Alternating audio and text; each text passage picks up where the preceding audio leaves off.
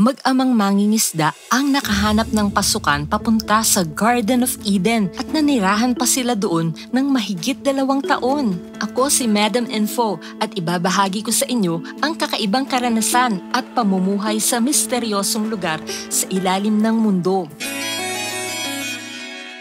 Ang kwento ni Olaf Jansen ay inilahad sa isang aklat na inilathala noong 1908. Isinulat ito ni Willis George Emerson, isang Amerikanong nobilista. Ito ay pinamagatang The Smoky God. Mapapansin ninyo na binibigas ko ang apelyido ni Olaf na Jansen, imbes na ang maaaring karaniwang pagbikas nating mga Pilipino na Jansen. Ito ay dahil ang letrang J ay binibigas sa Norway na katunog ng letrang Y. Isa kasing Norwegian si Olaf. Ayon sa aklat, nakilala ng manunulat na si Emerson si Olaf Jansen nang minsang naglalakad siya isang hapon at napansin niya ang ganda ng isang bungalow na nadaanan niya. Ang may-ari pala nito ay si Olaf Jansen at hindi daw maipaliwanag ni Emerson kung ano ang nagbunsod sa kanya upang makipagkwentuhan sa matandang lalaki na mahigit 70 taong gulang na. Ang minsan nilang pagkukwentuhan ay naulit pa ng ilang beses hanggang isang gabi,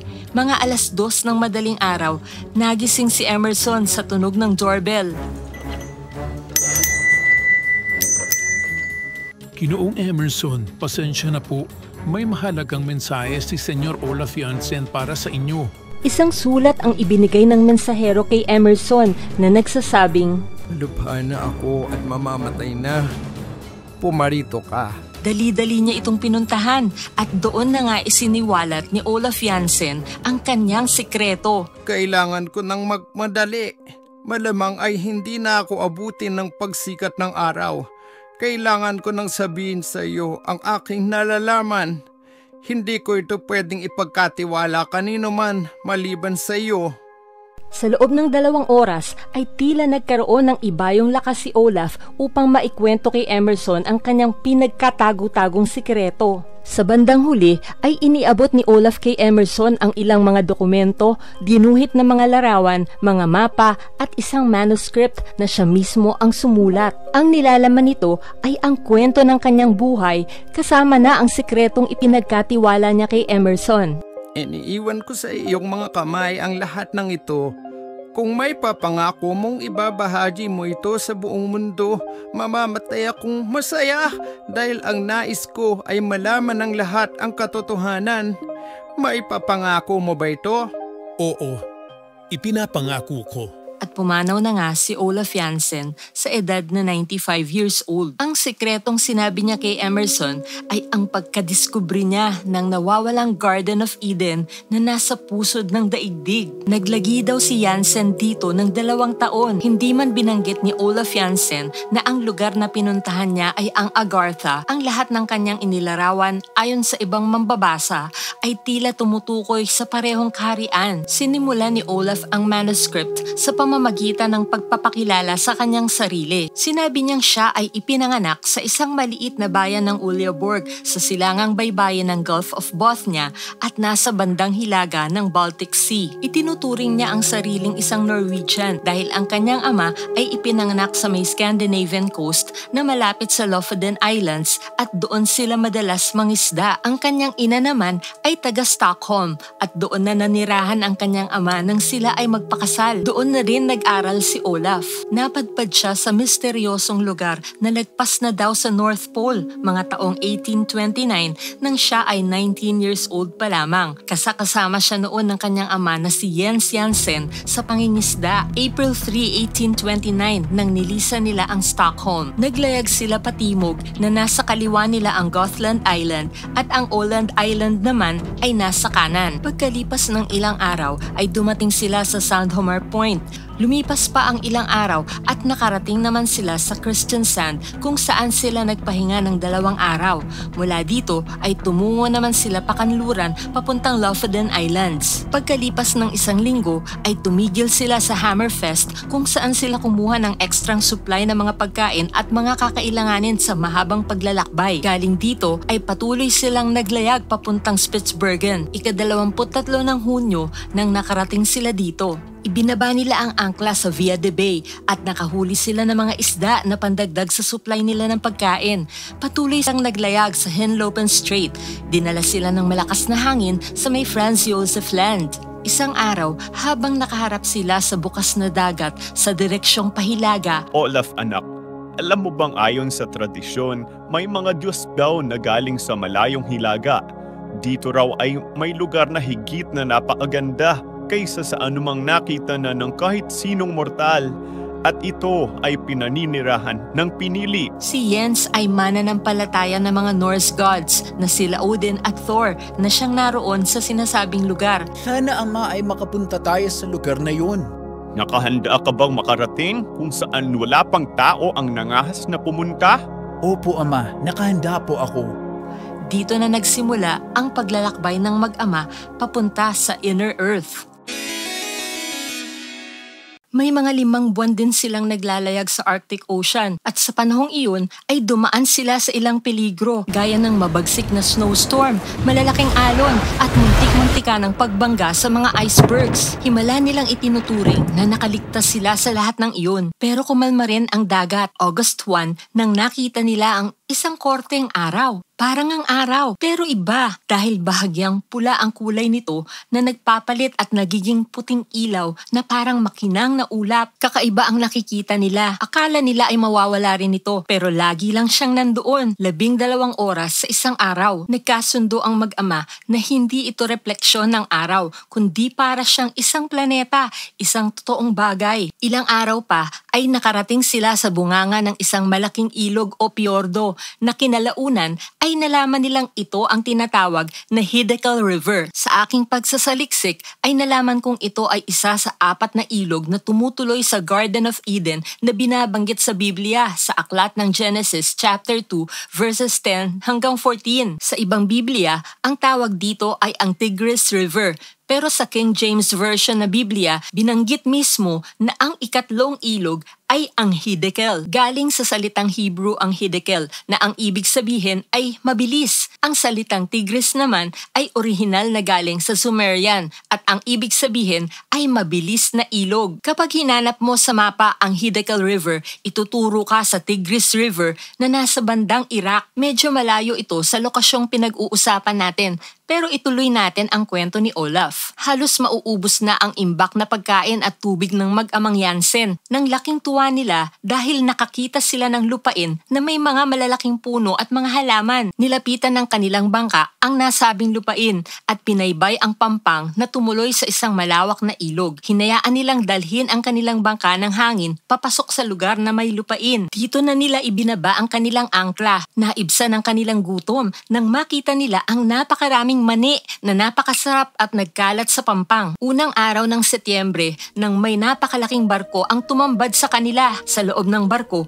ay may mga nagkakantahan na singlakas ng mga 1,000 boses na inaakumpanyahan ng instrumentong di nalalayo sa tunog ng alpa. Tila papunta sa kanila ang napakalaking barko, ngunit ito ay huminto at nagbaba ng isang bangka na may sakay na 6 na malahiganteng mga lalaki. Sumagwan ang mga ito papunta sa kanila. Ibang lengguwahe ang salita ng mga ito. Sumenyas ang pinuno ng mga lalaki na parang tinatanong kung pwede nilang iwan ang kanilang bangka at sumama na lang sila sa barko. Naisip ng mag-amang Jansen na mukhang mababait naman ang mga ito at wala rin naman silang magagawa kaysa naman puwersahin pa sila ng mga ito. Sa malaking barko ay nakita nila ang may mga ilang daang katao. Lahat ng lalaki ay mga 12 feet ang taas at may mga balbas, maaamo at magaganda ang mga mukha. Ang balat nila ay mapuputi at mamula-mula. Ang kapitan ay mas higit pang mataas kaysa sa iba. Ang mga babae naman ay nasa mga 10 feet hanggang 11 feet ang taas at magaganda din ang mga balat. Ang ama ni Olaf na si Jens ay may taas na 6 feet 3 inches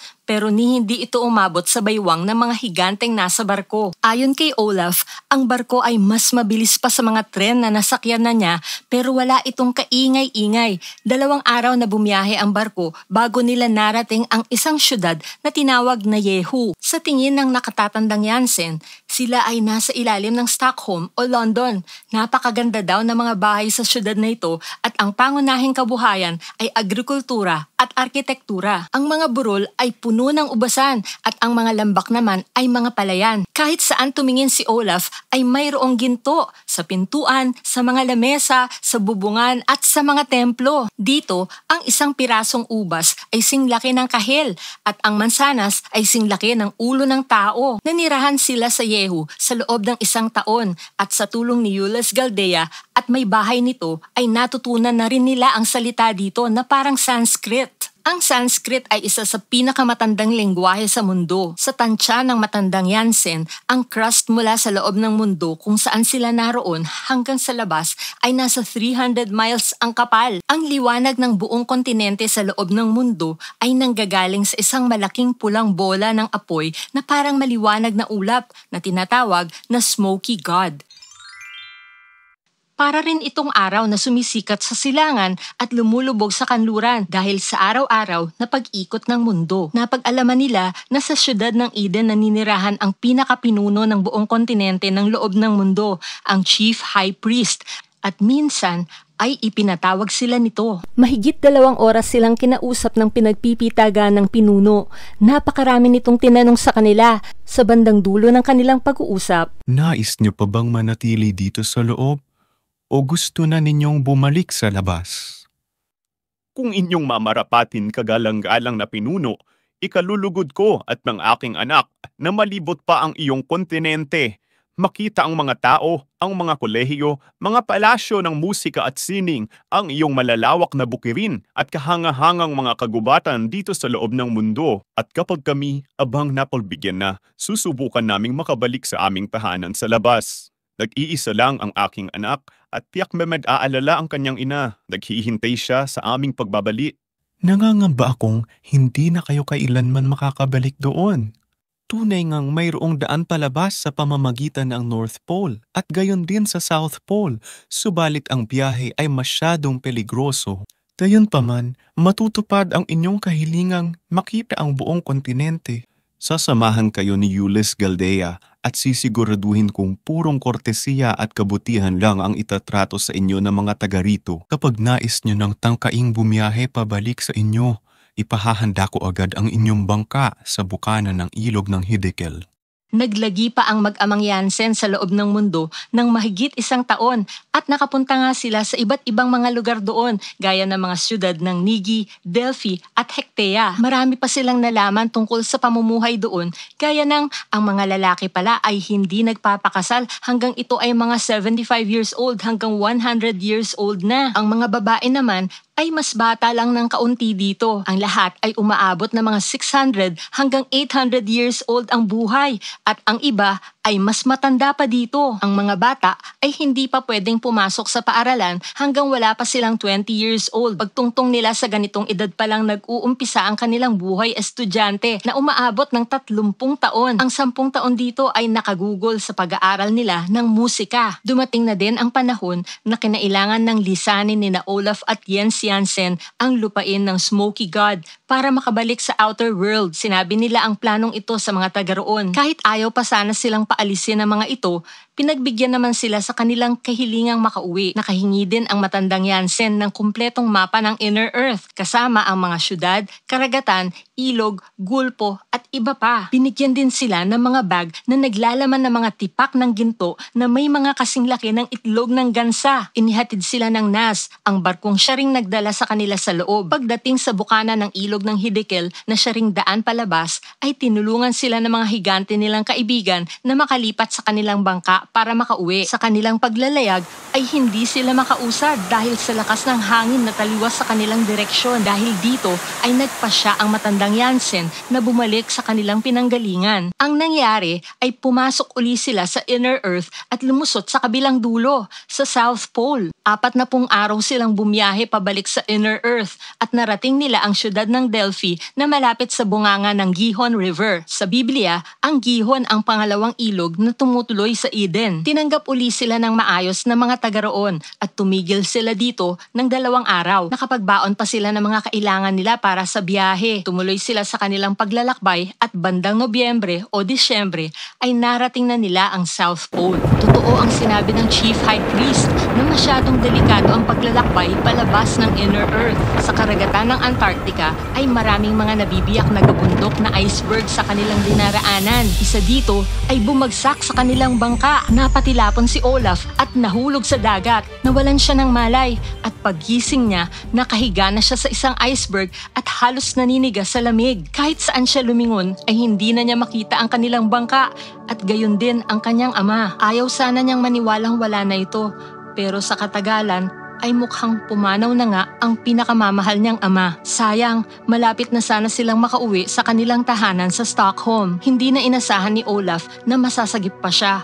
Laking gulat niya nang sa may kalahating milya ang layo, isang barko ang papalapit. Ang barkong The Arlington ay nagkataong naroon upang maghanap ng mga balyena. Ang dahilan kung bakit nadala na si Olaf na sabihin ang sikretong ito habang siya ay nabubuhay ay dahil tuwing ikukwento niya ito ay napapahamak siya. Ang kapitan ng The Arlington ay kinulong siya sa barko nang sinabi niyang galing siya sa Inner Earth dahil inisip nitong nababaliw siya. Pinakawalan lang siya nang iniba niya ang kanyang kwento at sinabing hindi maayos ang kanyang memorya. Pag uwi niya sa Stockholm ay nalaman niyang pumanaw na pala ang kanyang ina ng nakaraang taon pa. Isang araw ay naikwento niya sa kanyang tiyuhin ang lahat ng detalye ng kanyang karanasan sa Inner Earth. Dahil ito ay mayaman, hinimok niya pa ito para sumuporta sa kanyang ekspedisyon upang makabalik doon. Akala niya ay interesado ito pero dinala siya nito sa mga opisyales na inaresto naman siya at ipinakonfine sa tahanan ng mga baliw. 28 years siyang nagdusa dito bago siya pinalaya noong October 17, 1862. Kaya mula noon ay hindi na uli siya nagsalita tungkol sa napakaganda sana niyang karanasan sa mundo sa loob ng ating mundo. Sinubukan niya uling mabuhay, nangisda uli siya at makalipas ang ilang taon ay gumanda na rin ang kanyang kabuhayan. Hindi na nabanggit sa aklat kung ano ang nangyari sa mga gintong pabaon ng mga taga-Inner Earth sa mag-amang Jansen. Pero maari nating ipalagay na lumubog rin ito sa dagat kasama ni Jens at ng bangka. 1889 nang nagdesisyon siyang tumungo sa Amerika at dito na nga niya nakilala si Willis George Emerson na siyang nagbahagi sa buong mundo tungkol sa Inner Earth sa pamamagitan ng aklat na sinulat niya. Sa pinakahuling bahagi ng aklat ay sinabi ni Emerson na ang manuscript pati na ang mga naiwang drawing ni Olaf Jansen ay ibibigay niya sa Smithsonian Institute upang mapangalagaan. May katotohanan nga ba ang salaysay na ito ni Olaf Jansen? Bagamat ang pagkakwento ng manunulat na si Willis George Emerson ay nagpapahiwatig na ito ay totoong nangyari, tandaan natin na si Emerson ay isang nobelista. Ibig sabihin, siya ay may kakayahang lumikha ng napakaganda at makatotohanang nobela sa pamamagitan ng kanyang malikhaing imahinasyon. Nasa Smithsonian Institute nga kaya ang manuscript at mga drawing ni Olaf Jansen? Sinubukan kong isearch ang pangalan ni Olaf Jansen at Willis George Emerson sa website ng Smithsonian Institute pero walang resultang lumabas. Kaya sa ngayon, ituturing ko muna itong literatura o isang nobelang pantasya. Maraming salamat Miss Julie Wisconsin, Travel with Christian, Leonora Guerra, Janelo Gela, Zian and Zion, and Black Whites. Maari nyo ring suportahan ang channel na ito kapag clinic nyo ang thanks button sa ibaba. Kung may natutunan kayo o nag-enjoy kayo sa video, huwag nyo sanang kalimutang mag-like, comment, share at mag-subscribe na rin.